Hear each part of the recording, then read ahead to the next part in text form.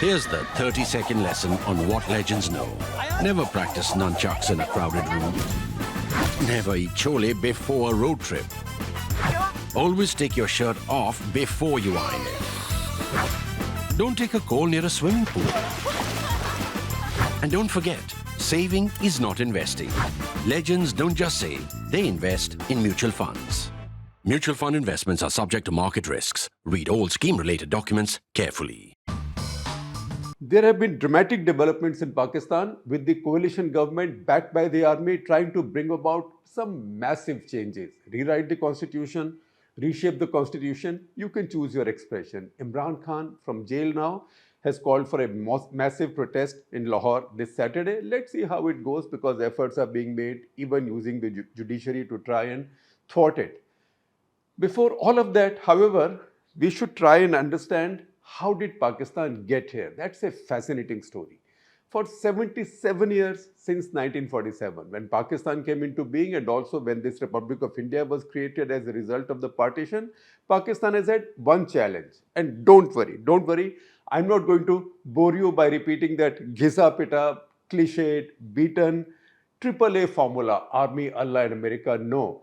However, I might come back with it towards the conclusion of this episode with a twist, so stay with me for that. The challenge that the Pakistanis have had for 77 years, or what they see as the problem, or what the powers that be there see as the problem, is their constitution and what they keep doing to it. Now see what happened in 1947. In 1947, both countries came into being as a result of the Government of India Act. India immediately started the process of creating a new constitution. Pakistan started something like that, but soon lost its way. The fact is that Pakistan blew that opportunity. In 1950, India gave itself a constitution which still endures with many amendments. In fact, we saw in the recent elections the constitution become an icon, and a lot of the people came out to vote to protect it from what they saw as a threat. The Pakistanis have followed a completely different trajectory. In Pakistan, the sanctity of the constitution has never been honored or accepted by the powers that be, whether military or democratic. So it looks like anybody who gets power in Pakistan can bring their own constitution. And that tamasha has gone on for 77 years now. That has bedeviled Pakistan, its current generation, its past generations, and now threatens to similarly curse its future. There were dramatic moments or dramatic developments in Islamabad last weekend which underline this. So Saturday, Sunday, a buzz built up that Pakistan houses, that is Pakistan National Assembly, which is the equivalent of our Lok Sabha, and the Pakistani Senate, which is the equivalent of our Rajya Sabha, that they were going to have a weekend meeting. That weekend meeting was going to be a special session. And while they tried to keep it under the wraps, they didn't talk about this. No documents were circulated. Word spread immediately that this was to amend the constitution in a big way.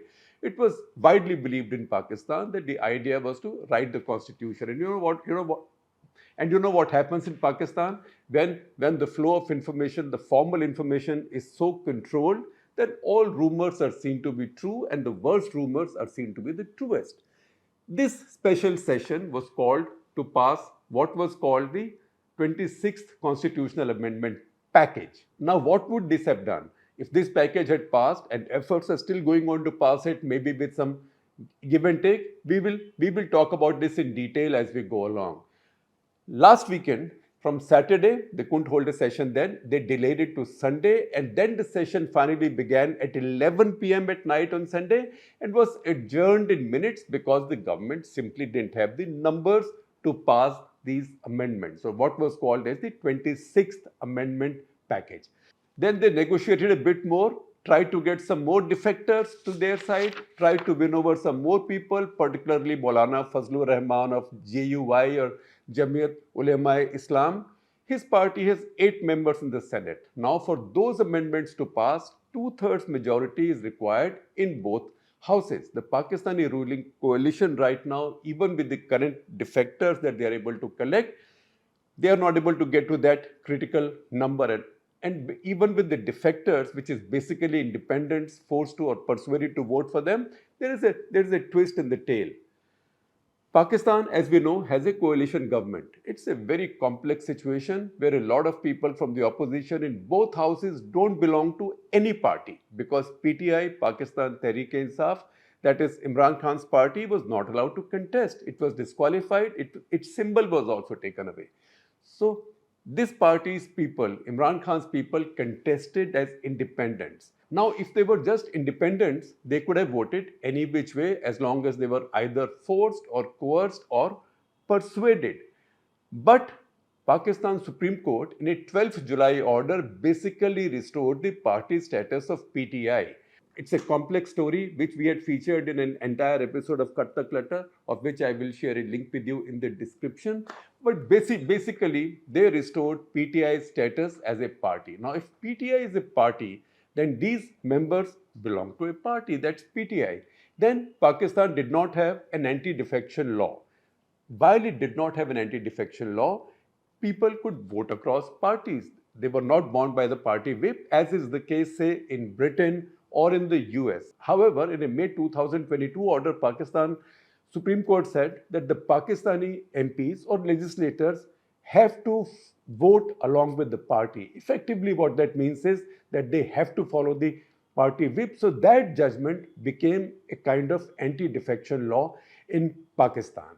That is the complexity. If these people remain as independents, then they can still be made to defect and vote for this amendment. If they are seen as members of the PTI, then they are bound by the whip of the PTI, and then the ruling coalition simply doesn't have 2/3 in both houses of parliament. But nothing is as simple as it seems. Pakistan's Election Commission said, because they were chafing by the Supreme Court order restoring the party status of PTI, which they had disqualified, which Election Commission had disqualified. So Election Commission said, we are superior. In any case, they went for a revision petition in the Supreme Court. Everybody knows that the Supreme Court is divided. Pakistan Supreme Court right now has a strength of 17 judges. 2 positions are vacant, so it has 15 judges. All 15 had sat together on this case, that is restoration of party status to PTI. This was an 8-7 order. It was a split order, 8-7. So again, the powers that we know that they go to Supreme Court, they file a revision petition, which means the current judgment is held in abeyance, which also means that maybe these independents can still vote as independents. That is what the tussle is all about right now, the immediate tussle. But in any case, the Pakistani establishment, the army, and also the ruling coalition, they are together now. They decided that let's finish the problem at its very root. Or as we say in Hindi, na rahega baans, na bajegi bansuri. Because if you banish the bamboo, from where will you make a flute and play it, right? So that is what they are trying to do by changing their constitution and by taking away the powers of the judiciary or powers of the Supreme Court, more specifically in this case. Now understand the political equation in Pakistan. Ruling coalition that's in power is actually kept together by their shared fear of Imran Khan, who they know is the most powerful and popular figure in Pakistan. He is the one the Pakistani street wants. If there is a fair election, odds are that he will sweep that election. That's why old rivals, that is PMLN, that is the Sharif family's party, PPP, Pakistan People's Party, that is the Bhutto family's party, they and JUI, etc., they've all come together. Many Islamist groups have come together to form this coalition to keep Imran Khan out. They've also divided power between themselves. So the Prime Minister comes from PMLN, Shahbaz Sharif, that is Nawaz Sharif's brother. Nawaz Sharif is like the supreme leader of his party. Several members of the Sharif family are either in the cabinet or thereabouts. Also, Nawaz Sharif's daughter Maryam is the Chief Minister of Punjab, which is not just the largest province in Pakistan, but almost about 60% of the country. And also waiting the wings is the nephew, Hamza Sharif, that is Shahbaz's son. Similarly, it's not as if PPP is left out. They have the state government in Sindh, but more importantly, the president of Pakistan, Asif Ali Zardari, is PPP. That is how power is decided. And behind them, you have the army. Army as in the army chief, Asim Munir. Asim Munir, today is not as powerful in the army as some of his predecessors might have been, because the army is also divided.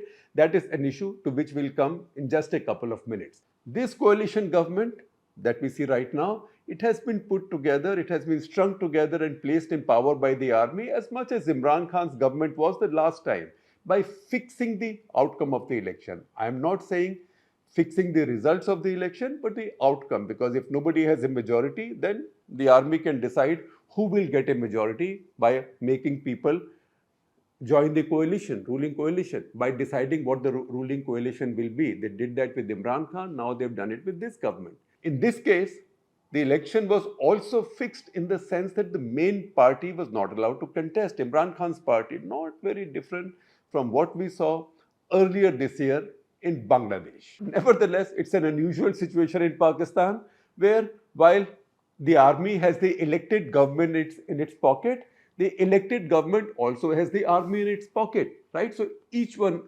now needs the other. It is truly a symbiotic relationship. How that works is that the army today is not as powerful as it used to be. The army itself is divided, both at the functional level, which is the JCOs, other ranks, and also young officers, but also at the top, that is the corps commanders level. Some people are more Islamist, some are more westernized. The army is divided also based on policy towards India, Kashmir, and Islamism. There are others in the army at top levels who are more ideological, and some are professional. And the army is also divided on policy towards the Taliban. There are some generals who want closer relations with Taliban. There are generals in the army, including the current chief, who think it's not in Pakistan's interest because Pakistan must improve its relations with America.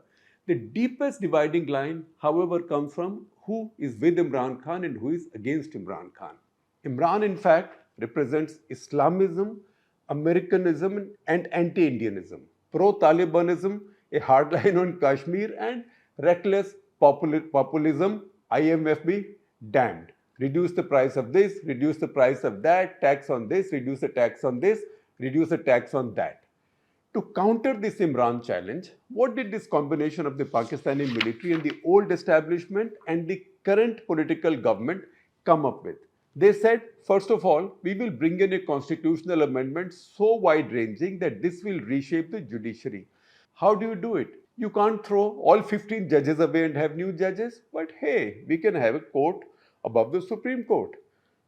We would then call it the Federal Constitutional Court, or FCC. Now, that is not something which is the practice in common law countries, as our countries are called, countries that emerged from the British Commonwealth.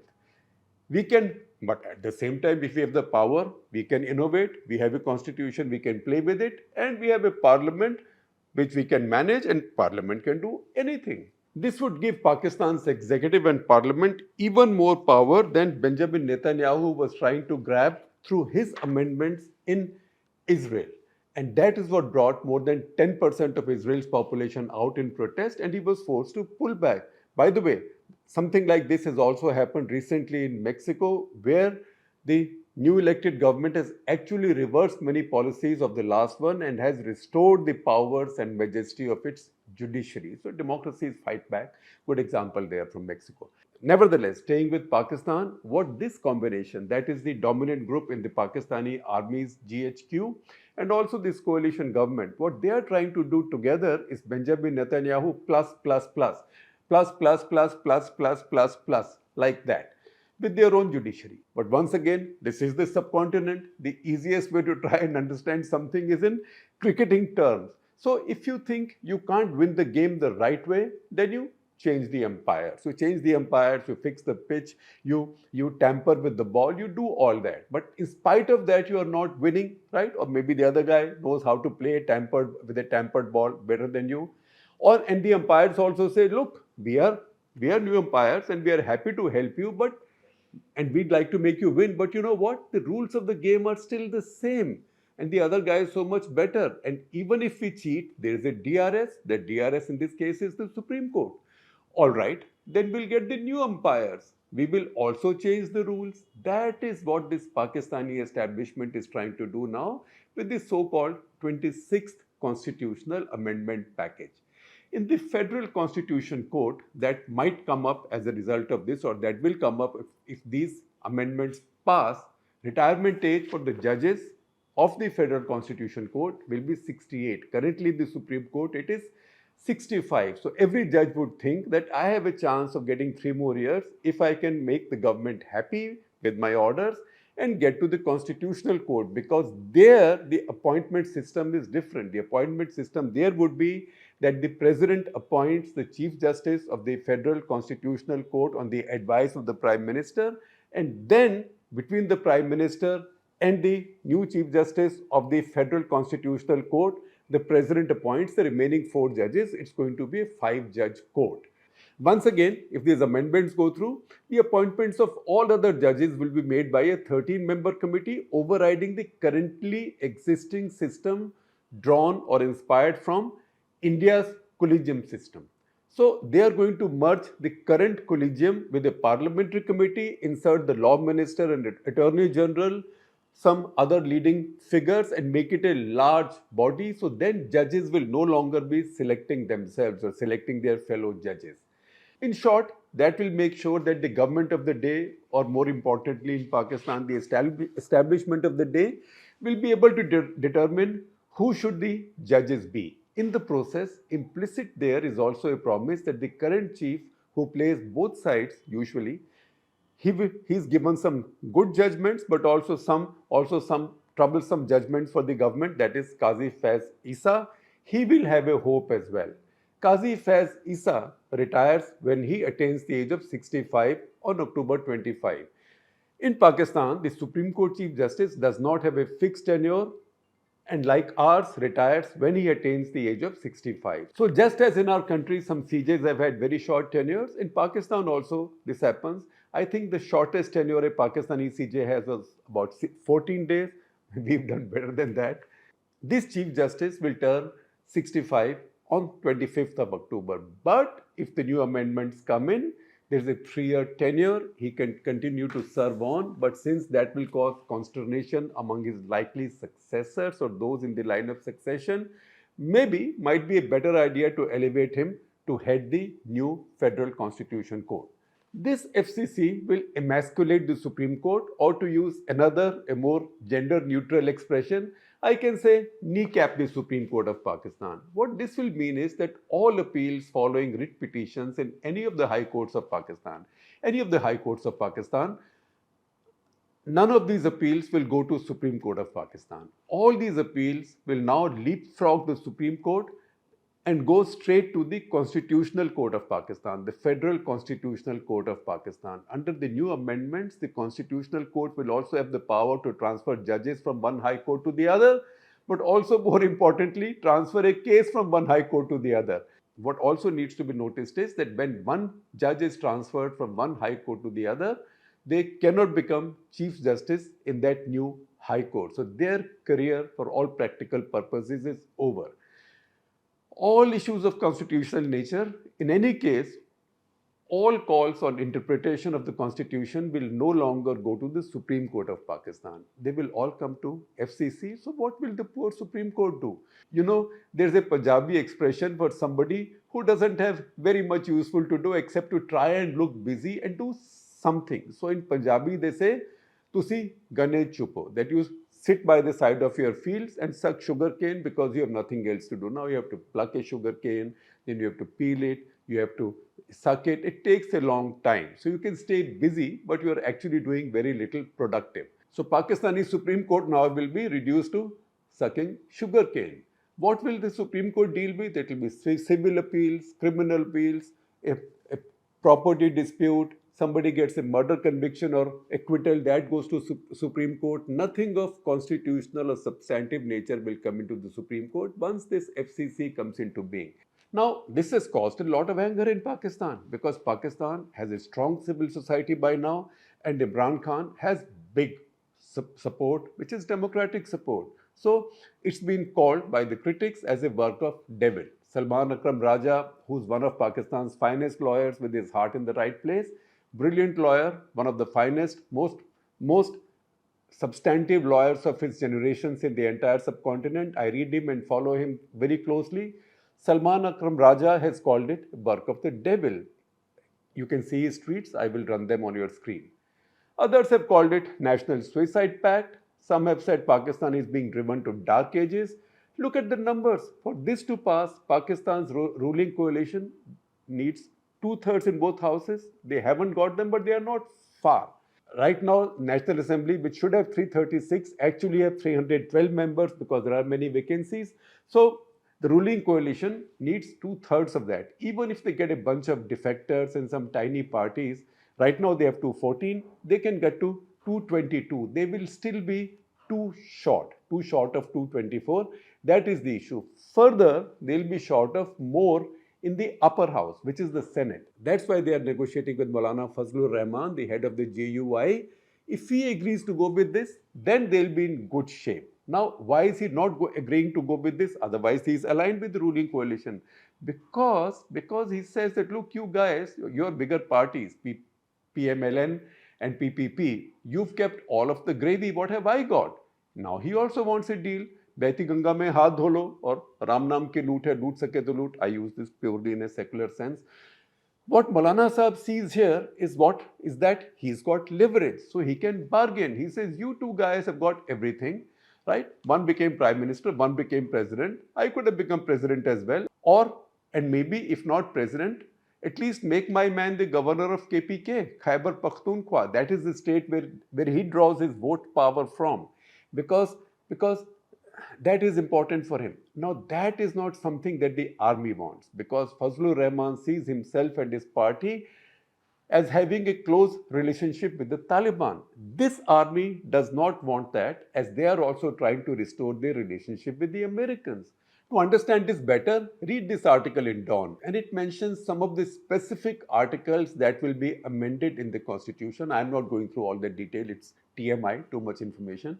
Many respectable Pakistanis are saying that if this happens, this will become a new PCO judiciary. Now, what is PCO? PCO is a uniquely Pakistani phenomenon called Provincial Constitutional Order.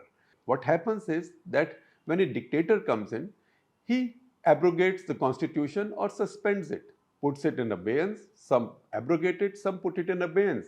And because there has to be some constitutional mechanism to run even a dictatorship, he comes up with a provisional order. That's called the Provisional Constitutional Order, or PCO. That's the reason I said everybody in Pakistan who gets power brings their own constitution. However, in the PCO, the state then, in this case the dictator, has the power to hire and fire judges. So this tamasha goes on. How do we understand this term in this ongoing tamasha? Because among the amendments also is a new provision that says that this bars any court in Pakistan, new or existing, which means FCC, Federal Constitutional Court, or any other court from reviewing actions, and I'm quoting, actions of officials acting under national security laws, which means a lot of the human rights issues, all of these civil liberties issues, personal liberties issues will then be swept under the national security carpet, and there will be no judicial oversight. Now, to understand how significant what is going on is, and yet how predictable, we have to go back where we started this episode, which is 77 years back. In 1947, Pakistan came into being, as this Republic of India did, as a result of the Government of India Act. Between 1949 and 50, India gave itself a new constitution. In Pakistan, it was blocked initially because they were not able to decide whether they should have an Islamic constitution or a modern secular one. Then there was a question of what would be the powers of the Eastern wing, or what was East Pakistan and West Pakistan. They arrived at some kind of a negotiated constitution. The evening before the Constituent Assembly in Pakistan was to pass this constitution, in 1954, the assembly was dissolved. So, no constitution. In 1956, they came up with some kind of a constitution where they said both wings will have equal power. However, what they did was, because in the east, that is East Pakistan was one province, which became Bangladesh later. West Pakistan had different provinces, Punjab, Sindh, Baluchistan, KPK, what used to be NWFP.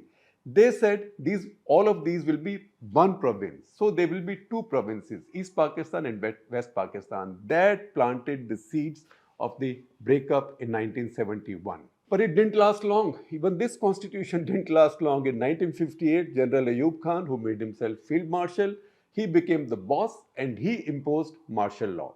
This was the first formal martial law. In 1962, Ayub brought in his own constitution with an indirectly elected government where obviously he would get himself elected. He said he believed in what he called, quote unquote, guided democracy or basic democracy, where he said there will be direct election of 80,000 people like municipal councillors in the entire country, and they together will then elect the president. And this was a partyless system.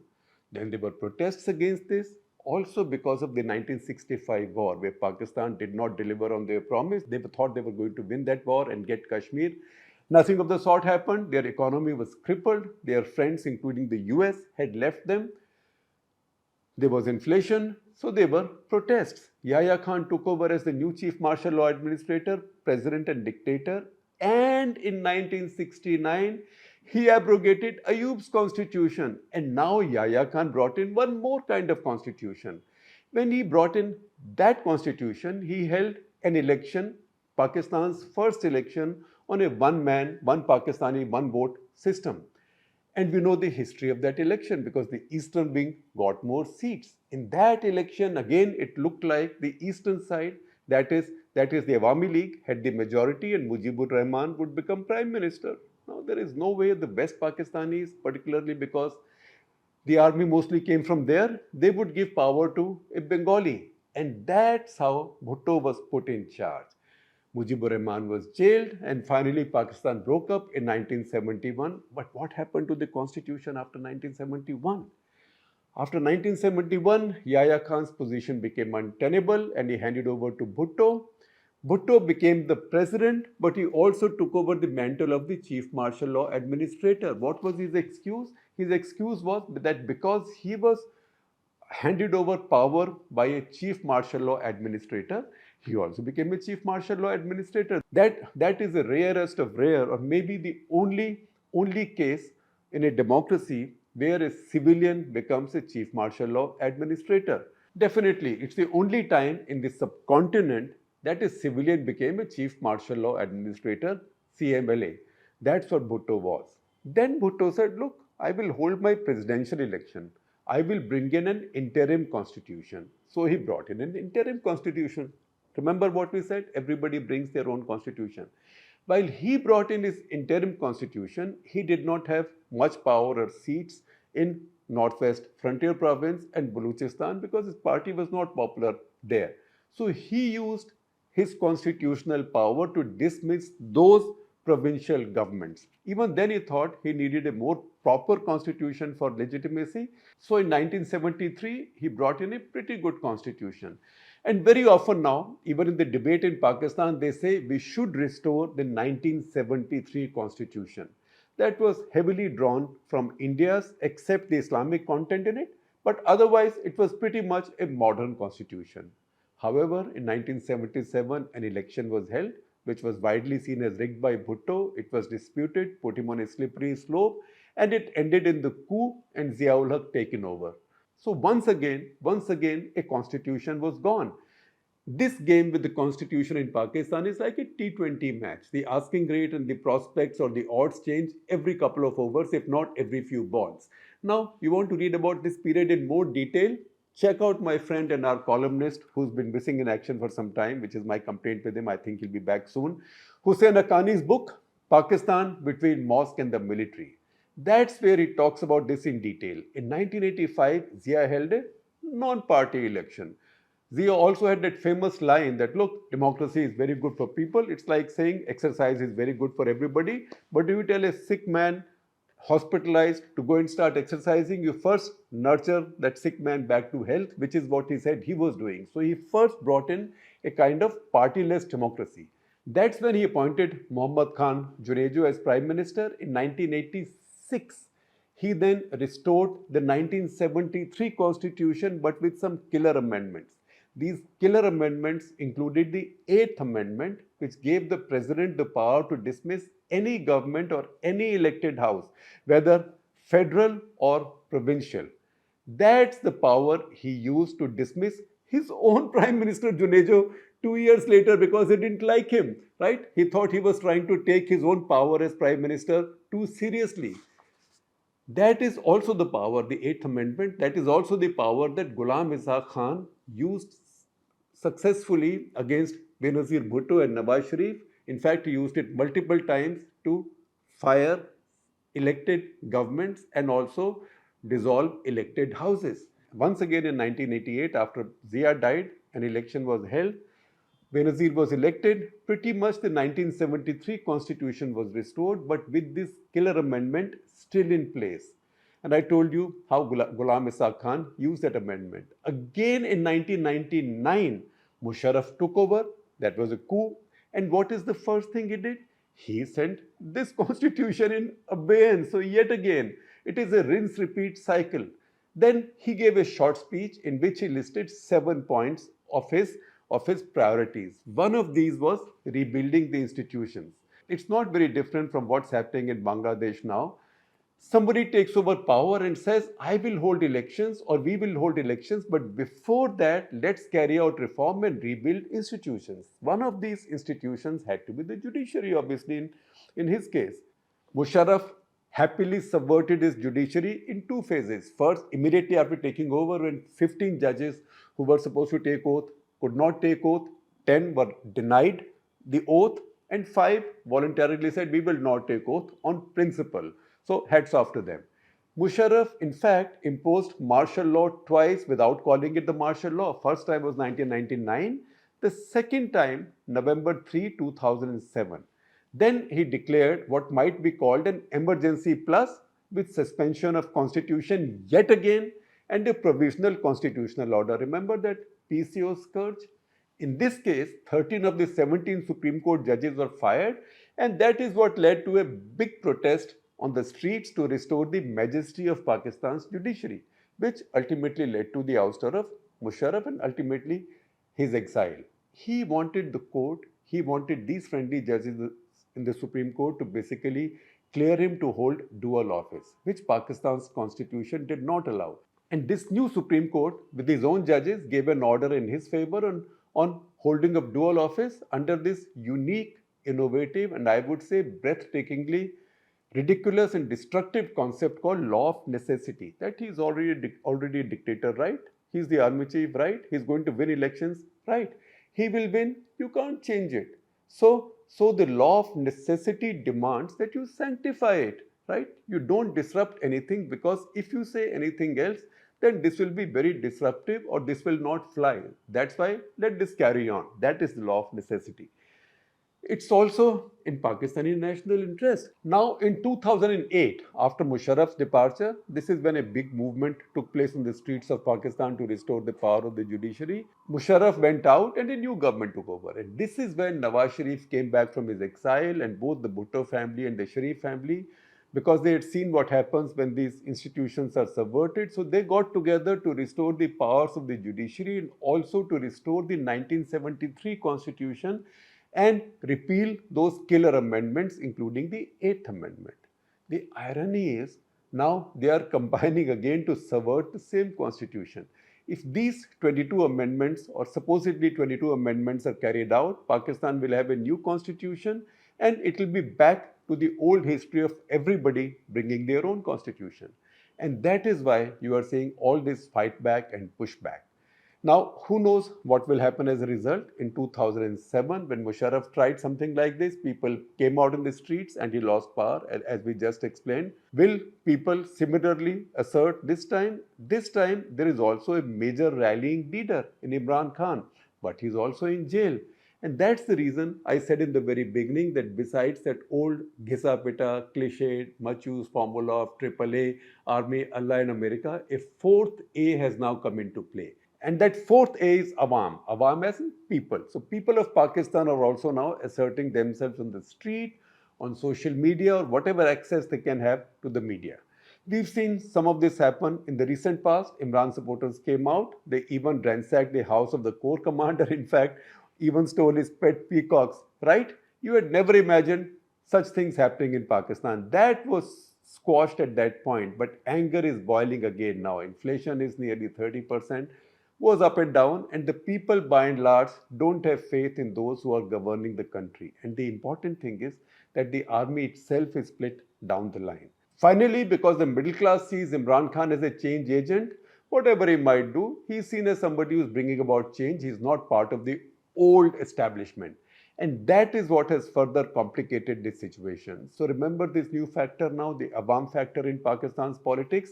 Add this fourth hay to your Pakistan analysis going forward.